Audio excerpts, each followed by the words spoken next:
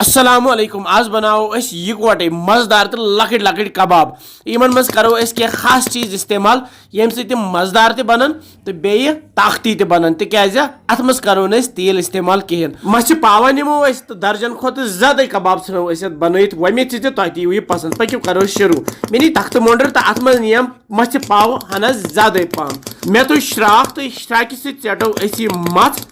ये तख्त मोंडर पे तो करहन मिहन अमे पत त्रो अत बानस मज मछ फुल ताज़ ताज़े तवे आव यह असल पे चेटन अत क्या खास चीज त्रावन लक्च कवल मज थो मे ठूल फुट यह त्रो मे ये बानस मज बे त्रोस यह दानवल यह गरक वाड़ हूं दानवल डबल चौच हूं चूर इन जन ब्रेड क्रम्ब्स वन तम करो अत मज इस्तेमाल बे त्रोस यह ओड़ चमचे मर्चवांगन नून बादान पाउडर ओड़ चमचे बे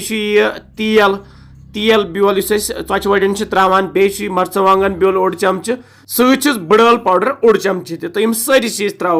ये बानस मज तो वन लागो माज यह मसाल तो बाकी चीज असल पे रलावन अगर ज्यादा कबाब बनावन मस नीन हना ज्यादा पहम आज गर कुर्बान माज मौजूद तो यार दोस गसान ओर योर चक्रन अगर यह मैरिनेट कर थो 1-2 घंटे ब्रोह पत कुन जाए चक्रस गसित यह सत नित या तुज बनत या कबाब बनत यस मे गोथी मस थमस तैयार कर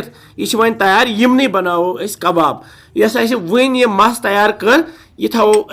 फ्रिजस मज 1-2 घंटन पत करो इस्तेमाल लगो वन कबाब बनावन मे कोर अत थोड़ा सा उदर पहम तो अथस मज तुज मे यह माज थफा तो लकटी माज थफा तुज मे अमे पत लगो यमन यिथ रेक्टेंगुलर शेप दिन तो हेकि यम गोल गोल ते बनत तो हेकि यम जीठ ते बनत यिथ कन तुम खुश कर तिथ कन हेकि तुम यम कबाब बनत बहुस बनावान यम लकट लकट तिकाज यम जल्दी जल्दी तैयार ते गसान बे यम अंदर ते यवान पता असल पे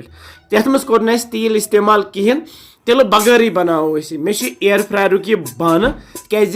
यम कबाब बनाओ एयर फ्रायरस मज अगर न एयर फ्रायर गर हेको यम तेंगलन पे बुजित अगर न वन तेंगल तहन हेको यम गैसस पे ताई पे बनत यिथ कन तुम खुश गो तिथ कन हेकि तुम यम तैयार कर तो यथ एयर फ्रायर किस बानस मज थो बह यम सक सारी लगित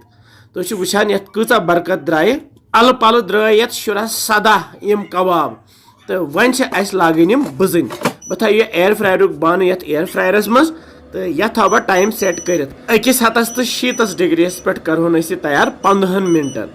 15 मिनट गसित आसन सन कबाब वन तैयार एयर फ्रायर अगर तुम गर तो करो सह विज विज इस्तेमाल अत मन कम कम न्यामच बनान तो 15 मिनट गसित ये एयर फ्रायर बान खोलो वो कि कबाब बने जबरदस्त अंदर तमित तो बेम नरम नरम फंब यमन कबाबन हेकान गर सारी लकट बड़ सन बुजुर्ग खेत सन लूक खेवान अक्सर तिल बगैरी यम कबाब ते बन तिल बगैरी मतलब यह सेहत बापत मुफीद मे नी यम प्लेटन पे थम सारी कबाब लगित तो सती थो यम टमाटर गोल गोल चकल इन मे टमाटरन जल जज पत्र करम त्रा मे अथ पे तो बे त्रोस लेम खंज यमो सजावन तो यमन खेमो कबाब अगर चटन तटनी सको कबाब गरम गरम खेत तुम बनजो कबाब जरूरी तो खेन सारी तो वनान कमेंट सेक्शनस मज कत पे वुचान तुम सान वीडियोस तो क्या बसान तुम सान रेसिपीज बचड़ यह लेम प्यूत ये कबाबस पे तो बे त्रोस यह टमाटर प्यूत तुलो अथस मज रसा तो लागो वन खोन करो बिस्मिल्लाह वारिया मजेदार वारिया ताकती तो वारिया सहल बनावन मे पता कि सान वीडियोस तुम खुश गसान तो बाकियन सो शेयर करान तिकाज बाकी हेकन यह बनत तो वमेद से तुह तनो यम अजिक कबाब पसंद आमत इंशाल्लाह समको बे जल्दी तुम थो पन ख्याल बिहु रबस हवाल।